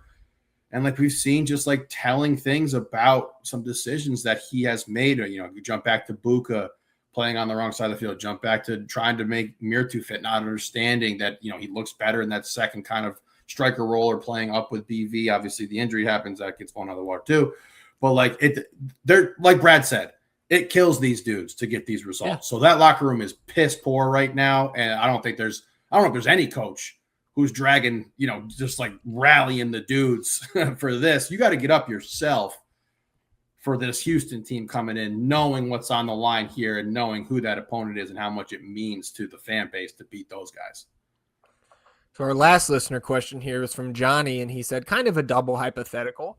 In a world where we fire Nico and Atlanta sacks Tata Martino, would you take Tata as our next head coach? And I will unequivocally say, no, I do not want another MLS coach that was fired inside the league within the last year. Okay. All right. I'll second that. I do want to talk a little bit more just for a few minutes because I know we're running extremely long here, but just like where we're at, like I don't think we're going to get a post here from the team in the next 10 minutes as they're getting off the plane saying that Nico is fired now, before Saturday's game. And of course, I think last night's defeat and the way it happened at the end is it's clearly another point for the fire Nico camp of the fan base. Mm-hmm. And he also had the most shorthanded roster that we've seen for this team since, I think, the 2021 season. Mm-hmm. Like, that is, again, it's not an excuse for what happened at the end of that match. That was disgraceful and embarrassing. And I think those guys feel that too in the locker room. Certainly seemed that way to me when we heard from Brad. But, dude, last night, 8 of your top 11 paid field players were either out or did not start. The only one that was active and did not start is Dessler. The ones that did were Facu, Rosales, and Sabovic. And then you've also got Owen out. Yep. So, and I would say Owen could potentially be in that group of like the top 12 with the U22 contract, right? Because we know that's a salary increase that we don't have yet. So if you're missing 9 of your top 12 paid players, I don't think many teams in the league are winning against anybody, much less the way this Quakes team is playing here in 2026. So, like, taking that context in, for me, made me, in the vacuum of last night's game, not feel as bad about Nico just for last night. My sentiments on Nico have not changed from last episode to this one. But, again, like, he's in a tough spot. And also, again, if we can go back to people saying dumb shit on Blue Sky about Austin FC, it's the same person.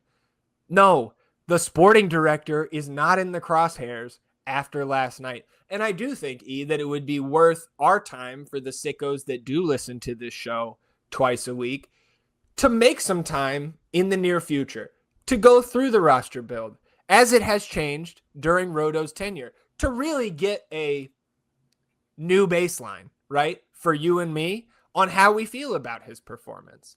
Because, like, I don't think anybody's ever said he's perfect, but I think it's pretty clear to you and everybody who listens to this show that I'm one of his biggest backers and believers, right? But I've never said he's perfect. And the 2 big albatrosses around his neck right now are, yes, he hired the coach. And I don't think it should really matter to us what potential hypothetical restraints he has in that hiring process, because he set himself up with the names you can't believe, right? And then every time Mirtu Izuni is on the pitch, it's a reminder that he has not hit on all of his DPs. But again, I think he has done more good than bad for the roster, and we have not seen anywhere close to the full strength roster. So no, I am not pulling out the fucking pitchforks for Rodolfo Burrell today. I think that is extremely misguided. If you're an Austin fan, in my opinion. And again, just don't give Matt Doyle engagement for his low level, no effort Austin FC takes. He has no idea the context surrounding this team. He wants to be able to say, I was right. And while I certainly understand that desire, he's not right. This guy said Brad Stuver was washed in the preseason. No, that's absolutely heinous. Well, there's nothing to even point to that there's evidence that took place. When they were talking about it last night, the fucking commentator goes, he's having the game of his life. It was like, lady, what are you talking about, bro? Like, he won us half of our games in club history by just saving shots and everything. So this is what I kind of hinted at earlier and alluded to about, like, wanting to ask you something, right? So, like, we're sitting down at the dinner table here. I just baked a fresh blame pie. Love a blame pie. Here's the blame pie. All right. So we got Nico sitting at the table. We got the entire players sitting at the table. We got bad luck sitting at the table. We got refereeing sitting at the table. And we got Roto there at the table. All right. You got to give a slice to everyone. All right. Okay. What percentage are these people getting? Or you can just say in order, who top to bottom, how it goes. This is where the blame comes from. I don't need you to do math or anything like that. I'm gonna have to do some math. This does have to add up to 100% of a blame pie, but I'll try to do some just quick little napkin math. Okay. Yeah. Shout out to the bird, man. I will give 25% each to coaching and bad luck, because injuries is a huge factor. It's a huge factor. I know. That's why they're at the table. I will give 20% to the players. Okay. So that's 70, right? The others are officiating and roto, 15% each. I'll just keep it nice and simple like that. Okay. 15% roto, 15%. And I think like where I am really on that is probably like 18 officials, 12 roto, maybe even 20-10. But I think I don't think it's crazy to say 15 apiece just to get through that exercise. Okay, fair. What do you have differences in your mind? Yeah, I mean, I think I do put a little bit more. I'm not going to put more on the refereeing than I do on roto. Like I'm not you know what I mean? I just think that's an external thing you have to deal with them being shit. And as much as I complain about them for sure, you know what I mean? And like, again, like to your point earlier, where it's like, it's not Roto's fault that 8 of the 9 or whatever, however many huge number it is that of our highest paid players. 8 of the 11. Yeah, weren't available last night. But it just hasn't worked. Again, it has not, you know what I mean? You had the baseline, and I agree last year I thought was a success overall, but we didn't walk away with anything. And it's very clear you're not walking away with shit this year. Yeah, and like, so it's 1 win, 4 draws, 5 losses across all comps to begin the season. 13 goals, 4, which is an improvement on last season, I think. Right, we were record lows at this point. We were single digits until fucking May. Yeah, but 21 against. Yep. One win from your first 10, with one of those losses being to a USL side, and then a record-setting in a negative way defensive performance on the heels of that. Again, we're far from the first ones to point out that a run like that to begin a season would get a coach fired in more than one place around the league, and of course, even more spots when you look on a global scale. And I think it might be different if this was Nico's first year, or even more so if the roster wasn't as close to done. Like, and again, we clearly understand the injury factor. It is an important factor, but it's not an excuse for the start overall, man. You should at least find a second win in there somewhere. Like, other teams have injuries.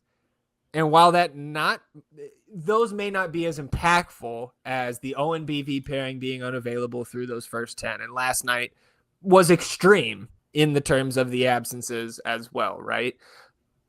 But you're one of just 5 teams with a single win in MLS play now. You're on par with Philly, Atlanta, St. Louis, and Sporting. And those last 2 were expected to be down there at the beginning of the season. You can't fall back on underlying numbers. No. Because, dude, after last night, you are now tied with Orlando as the teams with the most XG conceded per game. We were just scoffing at Sporting KC's total last episode, I think.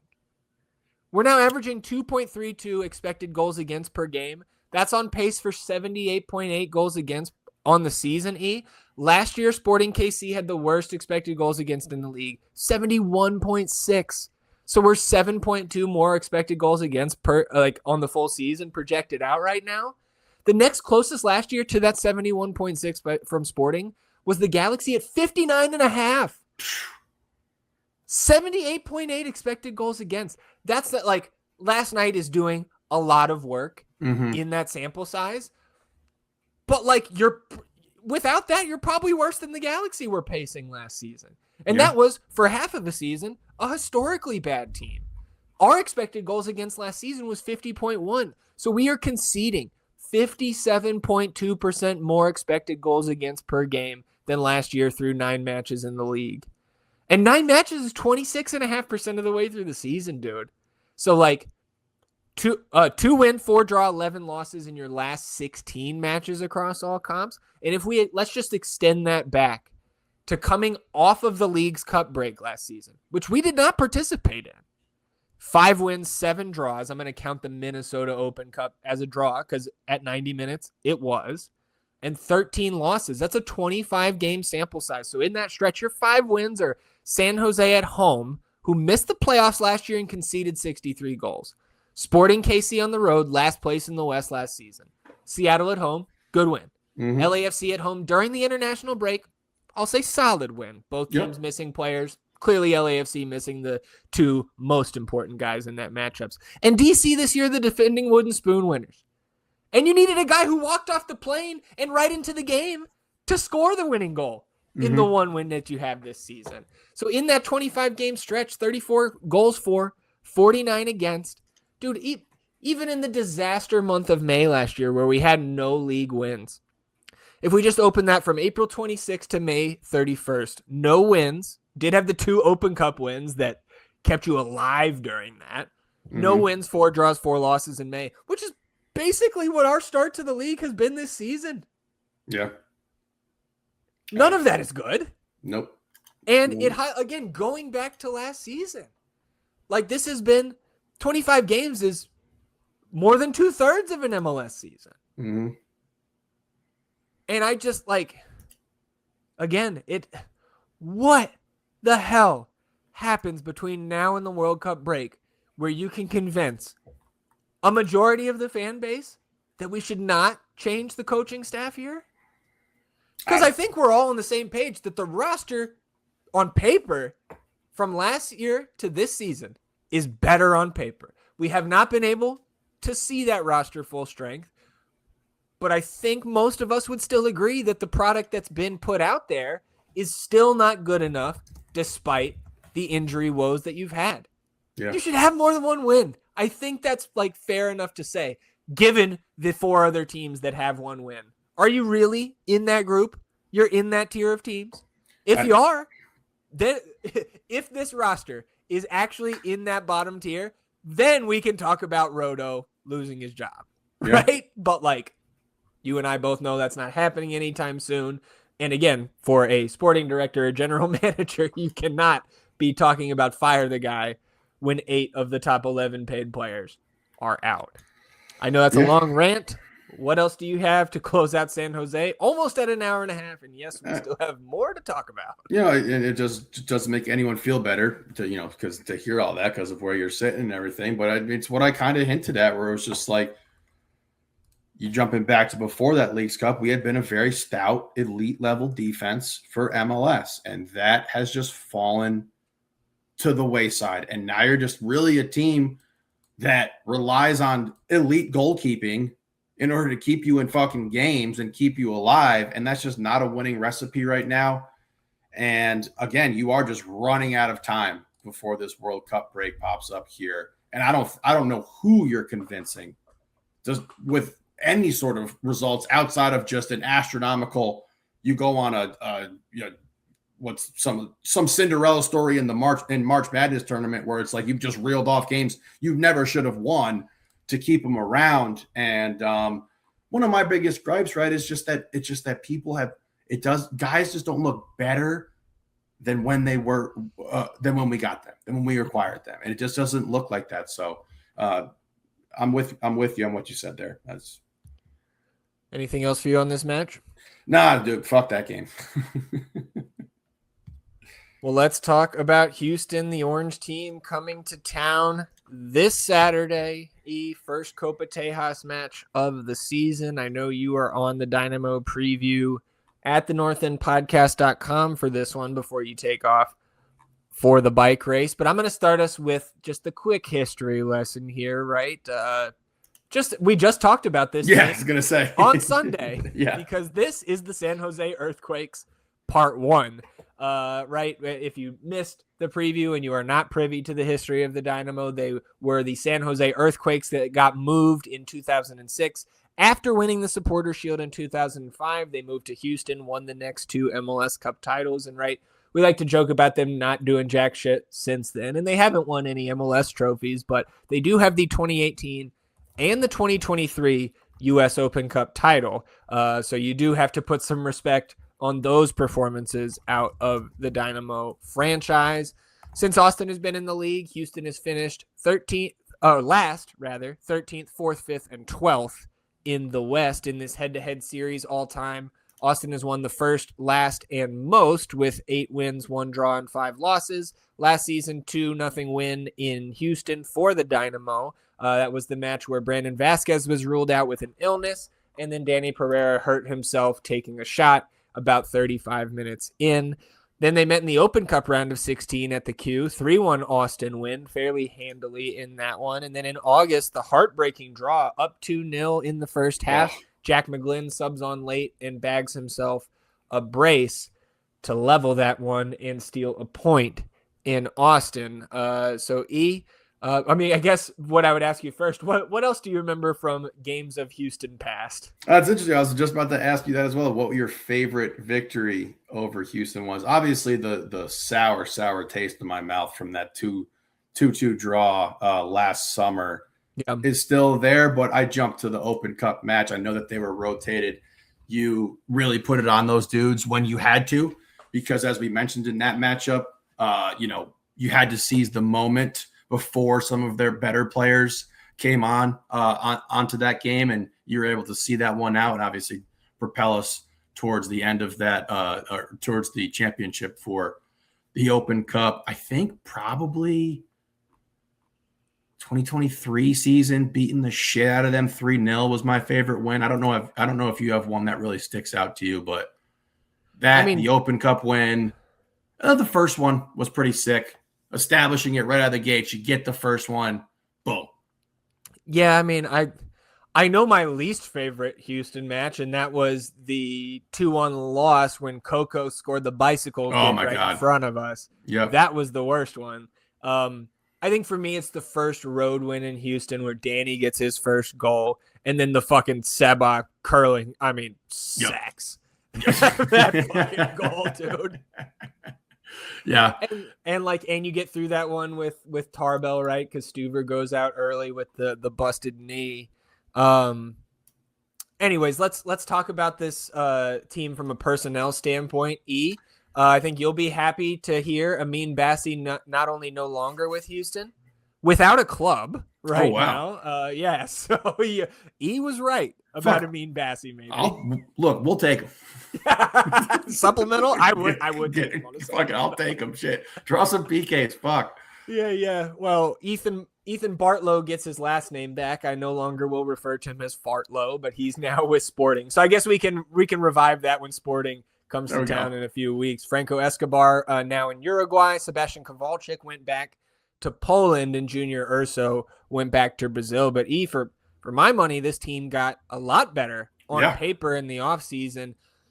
I was a little questionable, not the only one, on Guilherme, right? Fake Guilherme there, but this man is making a case to be real Guilherme. Maybe we can have room for two in MLS because the veteran winger was acquired as a DP from Santos in Brazil in the offseason, came in with 95 goals, 44 assists in his 429 pro appearances, already has 5 goals and 4 assists in his 8 games with Houston.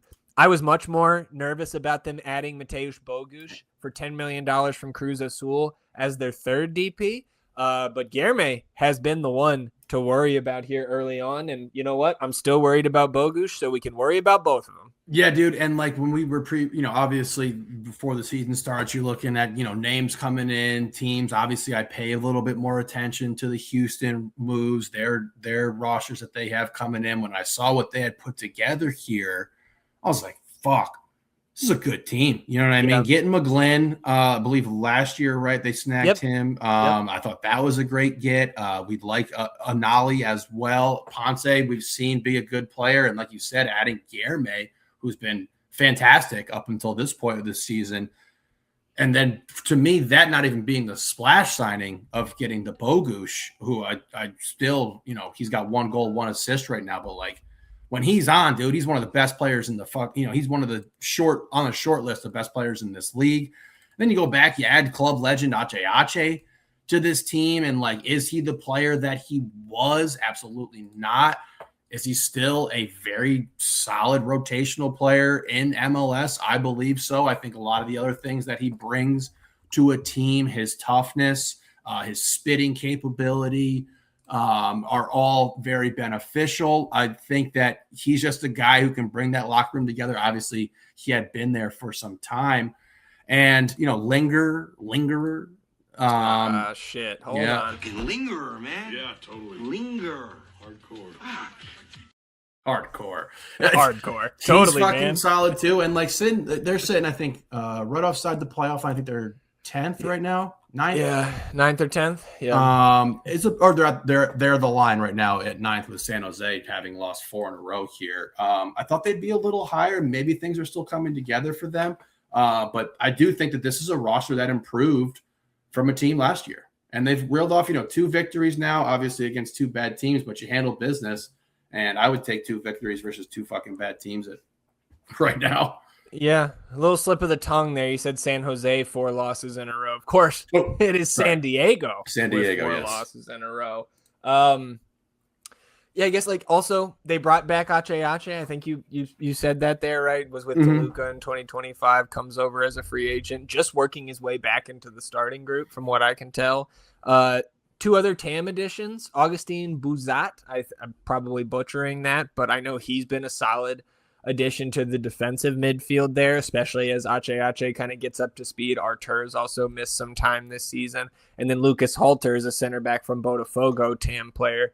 Injured, I think he will continue to be out for Saturday's game. And McGlynn has been out, I think, for 3 straight matches. So I would not expect him to start, and we would certainly take it if McGlynn is sidelined once again. Like you mentioned, he's sitting on 9th in the West.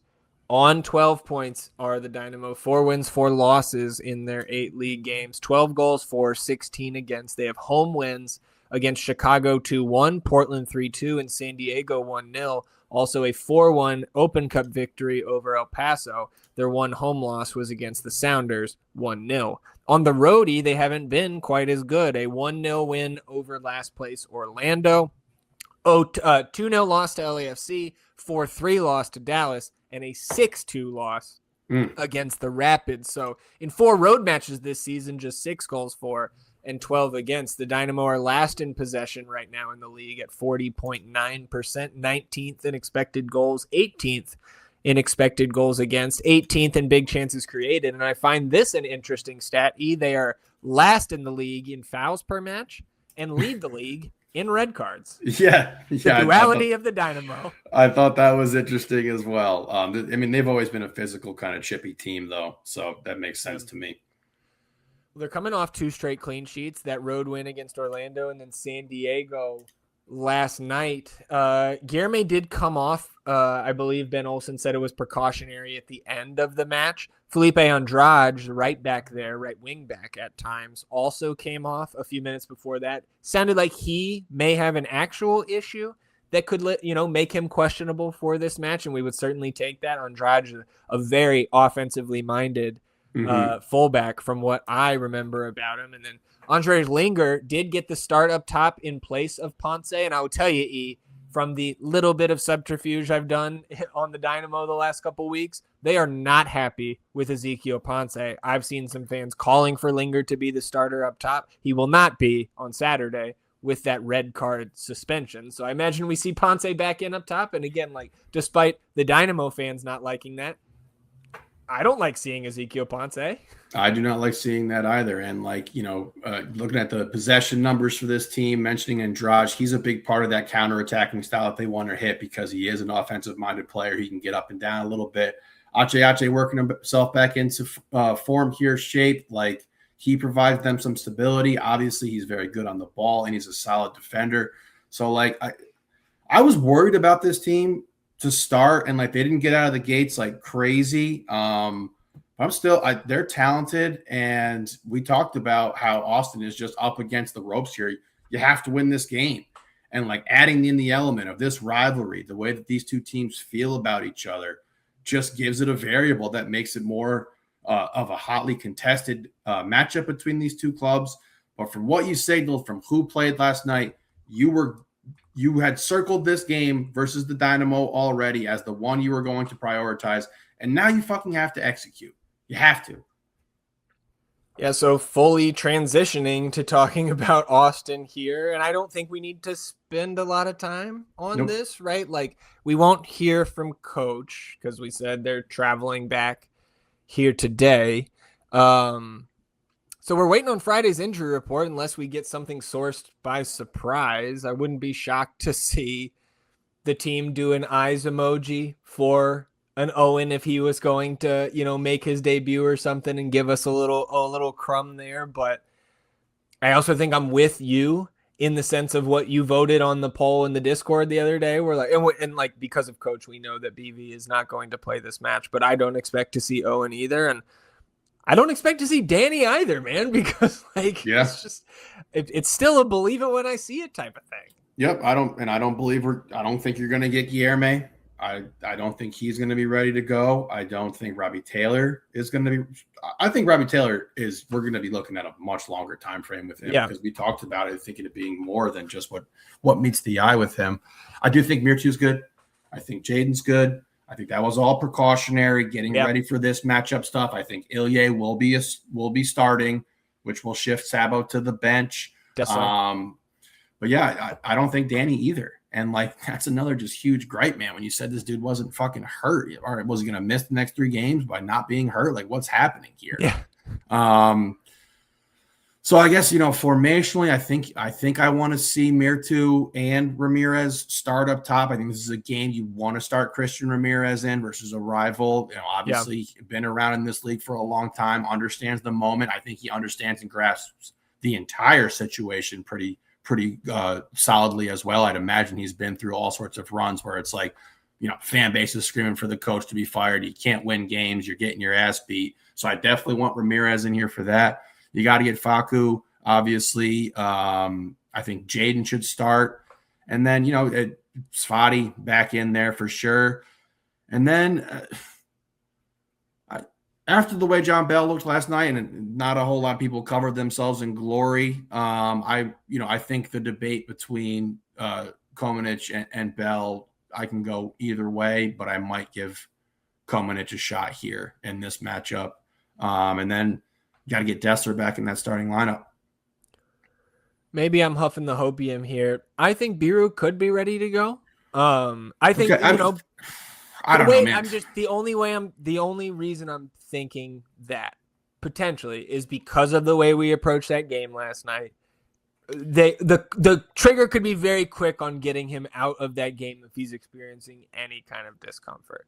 I'm not shocked either way. I think he could. I'm not with you in the sense that I'm like ruling him out in my mind yet. Again, I'm not shocked either way, but I think he'll play. I think he just would have thugged that one out if he actually was like not hurt.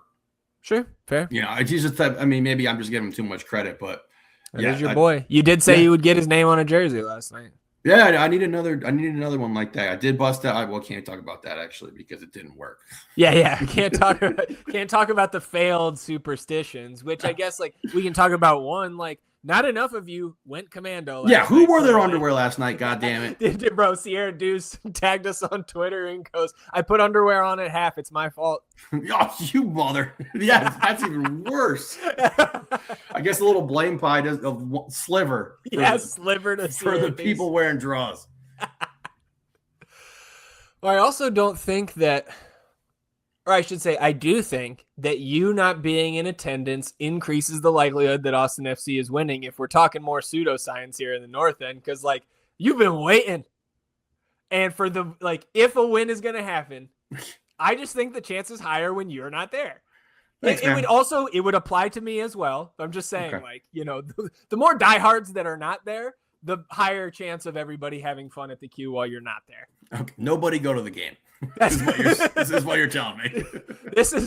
It happened to me in the first season with the second Portland match at home. I got sick and at the last minute couldn't go. And then you're texting me from the stands and we scored 3 in the first 20 minutes against Portland. We hadn't won for a month and a half. I'm just scarred, I guess. Yeah. Well, look, it happened to me too, but fuck it. Okay, so I went through my lineup here, but it's like, how are you approaching this game? How are we lining up for them? Obviously, we talked about this team being last in possession on the season right now, and we're not great with the ball. And I'm interested to see how Nico wants to do this. He hasn't had the answers. He hasn't had a lot to work with, but he still hasn't had a lot of answers for us here. I don't know why I'm just feeling really confident in having Ramirez in there, and like that kind of feels steadying to me a little bit, but you're going to have to play with the ball in this game. That's for sure. And like we talked about with these fixtures for this Dynamo team, they have not played well on the road. They've been terrible on the fucking road. Well, unless you have anything else to add here, E, I think we can do score predictions, and I'm going to do something that we've never done here in the North End. Look, we kicked the fucking lever off the wall a couple episodes back, right? Yep. After Louisville. We got some upgrades. I have this double lever over here. which calls for 2 wins in a row. Oh, shit. You have to win the next 2 games at home to even begin to turn around the narrative surrounding this team. And I'm talking about inside the fan base. I don't think 2 wins does shit on the national level for you, and I could give a fuck. But, like, you have to, Nico, you want to save your job? It starts with 2 home wins here. Anything less than 6 points is just unacceptable for where you are at this point of the season and what is coming with the World Cup break. This unique opportunity for us to hit the fucking reset button on the bench. And again, even that might not do it, but like you have to beat your rival here at home. That is clearly not a top tier team in the league. Been better than you so far this season, and then you got St. Louis coming in, and that has to be a fucking win. So I'm pulling the double lever here this weekend, Ian. I think you get the first leg of that done. I'm going 2-1 Austin FC on Saturday. Okay, I'm locking in unison with you here. I'm 2-1 as well, and agree you have to win both of these games. Let me ask you this. Do you want Nico to find a way? Do you want him to find some way? I mean, like it signals that, the team's winning, and that'll feel really good. But do you want him to find a way where it's like he's lasting till the end of the season? Yeah, because that means we're winning games. Okay. He's still part of the team. I'm cheering him on. Yeah, Well, okay. I feel like I can think that this team would be better off making a change based on the context that has been provided by this team as a whole so far this season, and taking last season into consideration as well, while also cheering my favorite team on to fucking win every game you possibly can, especially because there's no fucking tank in here. So I'm not, I don't have to do that bullshit. I want to win every fucking game. And whoever is on the sidelines, whoever's on the pitch, I'm going to cheer them during the match, and then we're going to talk entirely too much about it afterwards. Anything else for you here? No, I don't know if you're trying to do a drop, so I'm trying to stop talking. Well, I guess I should close it out as I always do, because for a Houston match more than anything else, we do not care how you get it done, boys. We need 3 points. And if we could have essentially a boy factory. The boy factory, hard work in the first team quality. Today's academy, can't you see? Tomorrow's Austin FC. Nobody clip boy factory and use that. Boy Factory on episode 301 of the North End Podcast, and this is from last weekend's set of fixtures. We start with the U13s and 14s who took on FC Dallas. U13s get all 3 points with a 2-1 win, got a brace from Gabriel Giacomassi in the 16th and 50th minutes to bring all 3 points home. U14s also get a victory, 3-1 for the 14s. Raymond Zhang opens the scoring in the 29th. Oliver Hamadi then added a brace right at the end of the first half, and then in the 66th to help seal the result. So bringing back 6 points home from Dallas, and then the older guys were taking on Nashville. U15s, 1-0 win. Walter Lazo, late decisive goal in the 85th to get the victory. U16s drop a tightly contested match 2-1 against the Nashville U16s. You did get a late goal from Rocco Viana in the 80th minute.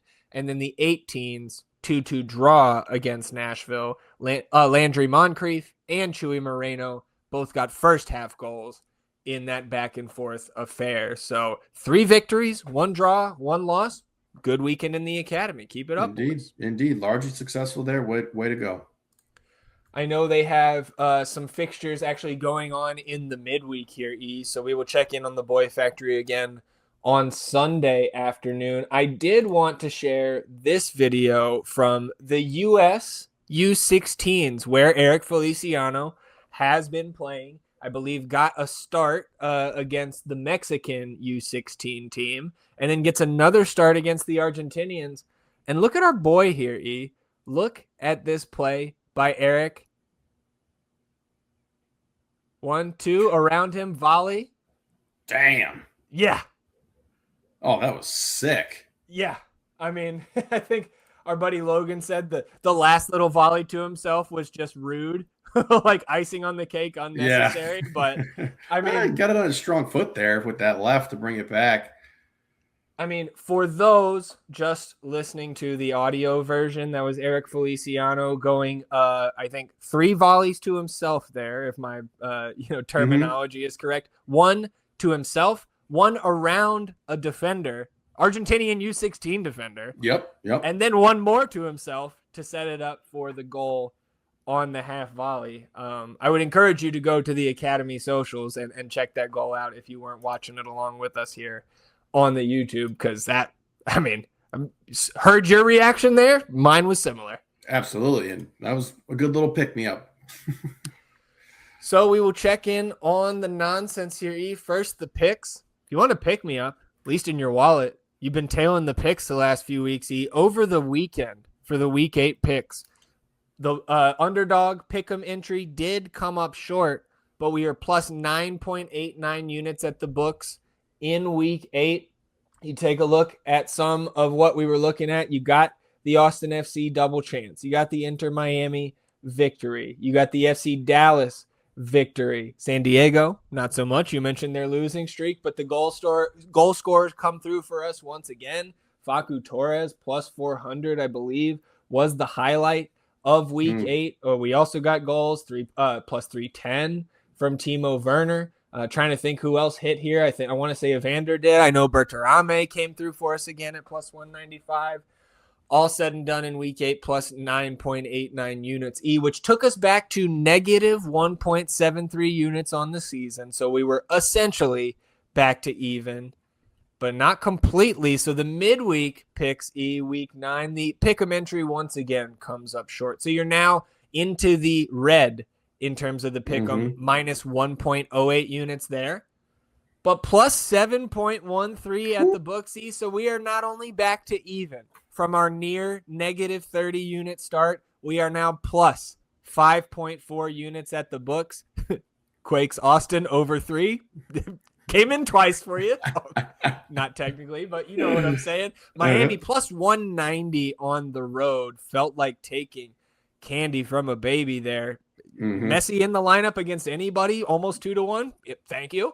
Yeah. LAFC 0-0 draw, so that did not come through, but the goal scorers come through in a big way once again. Gabriel Peck plus 275, Kevin Denke plus 250, Josh Sargent plus 195. Who else? Timo Werner plus 180 to score or assist. Evander, Carlos Heel, plus 7.13 units, so plus 5.4 at the books. Over the last 4 match days, plus 31.7 units at the books. Hot. That is sizzling temperature. Well, we will close it out with the best ball. Ian tried to get the best ball scores posted before this episode, but Fantasy United app was down. So we will calculate those whenever it comes back up. So these are the weekend games, which was Week 8, and Verde All Day snatched their first weekly win of the season with an 80. It was Christian Roldan's 28 that powered some record-setting scores across the leagues on the weekend. We are Austin strong again, 62, increasing that overall lead. Soccer-wise second, Verde Pendant third. Verde All Day now clear of us. Now we are battling Moon Tower for the spoon, So again, we have seen better days. I know we had a decent night last night, but then there were other braces and a hat trick. I think fucking We Are Austin caught the hat trick. So I imagine they may come out on top in the midweek again, but we needed a good score, and I think we're going to get one. We need it, man. We're going the wrong way. So checking in on the Patreon pyramid here, Sentimiento League up first. Of course, TJ has fucking Christian Roldan and his 28 points there. 72 for the Birdman, back to winning ways in Week 8, followed by Ari's, Mace, and Cesar, the top of the Sentimiento League. Heartbeat League, it's Dave Ruth going back-to-back. The Roldan special, 75 points for Dave. He's up into 6th now. Peach holds the top spot in the Heartbeat, followed by Tim, Mike Crignola, and Josh Dwyer jumps yours truly into the top 4. Rooted League, Trevor sets a new best ball record all time. And look, I know the scoring is slightly different here as we transition from the MLS game to Fantasy United, but this is a record for the current scoring system as well. So bow down to Trevor's 98. Put Trevor's head on Wilt. put a 98 on the piece of paper into the Discord earlier. This week, 98 launches Turbo Trevor, Turbo Speed up to the top spot in the Rooted League, now followed by Logan E. and Schnorb Jones as the top 4 there. So we check in on the overall table, top 8 getting into the Premier League next season. If the season ended today, the Premier League would be TJ, Trevor, Peach, Logan, E, Tim, Mike Corniola, and Aries. First 4 out, Josh Dwyer, ZG, Mace, and Schnorb Jones. So again, these were the standings reflected after Saturday and Sunday's matches. We still are going to calculate scores from the midweek and then this coming weekend. So potentially 2 match days of best ball scoring to catch up on Sunday night. Anything for you on best ball or anything else you wanted to talk about here? Almost 2 fucking hours on episode 301. No, well, I'm tired, boss. I am as well. So we will shut it down, and we appreciate all of you that stuck with us to this point of episode 301 of the North End podcast. We're back on Sunday. Reminder, probably a late release on Sunday, but we will recap Austin FC's matchup against the Houston Dynamo. Holy shit, E, no preview. So we get to, not 2 hours, hopefully, on Sunday, but we will recap, of course, the Boy Factory, their games that they are. I just got a notification. U15's about to be in action, so good luck to those fellas. We'll recap the nonsense, and of course, anything that happens in the Austin FC universe between now and then. Enjoy the rest of your week, everybody. I will see you at the Q on Saturday, and we will see you back here for another episode on Sunday. Till then, he's E, and I'm Zach. Vamos Austin FC, everybody. Goodbye.